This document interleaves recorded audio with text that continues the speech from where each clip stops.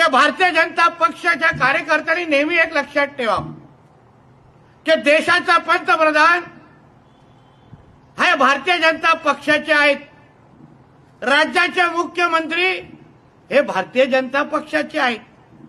म्हणून हे कितीही कोणी इकडे तिकडे नाचले, कोणी इकडे तिकडे अगर ताकद दाखवली, पण शेवटी सगळ्यांचा बाप म्हणून भारतीय जनता पक्षाचाच मुख्यमंत्री बसलाय, हे प्रत्येकाने लक्षात ठेवा. मला आपल्याला सगळ्याला सांगायचं आहे की ह्या लोकशाहीमध्ये जनता ही बाप असते आपल्या सगळ्यांची.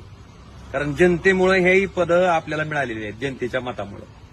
जर कोण असं समजत असेल की ही पदं मिळाली म्हणजे आपण बाप झालो, तर त्यांना मला अतिशय नम्रपणे विनंती करायची आहे की तुम्हाला एक मला आठवण करून द्यायची आहे की आपण जे आता ही सगळ्या निवडणुका जिंकलात, या निवडणुकीमध्ये नितेश राणे साहेब जवळपास 58,007 इतका त्यांचा मताचा फरक होता.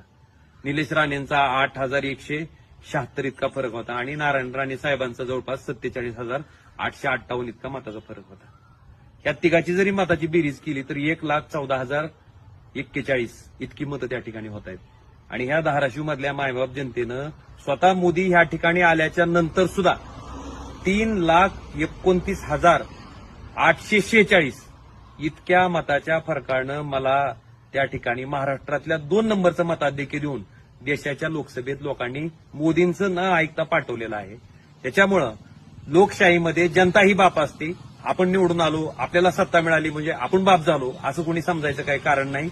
आणि ही जी सत्तेची मस्ती आहे, सत्तेचा माज आहे, ती जनता उतरवेल.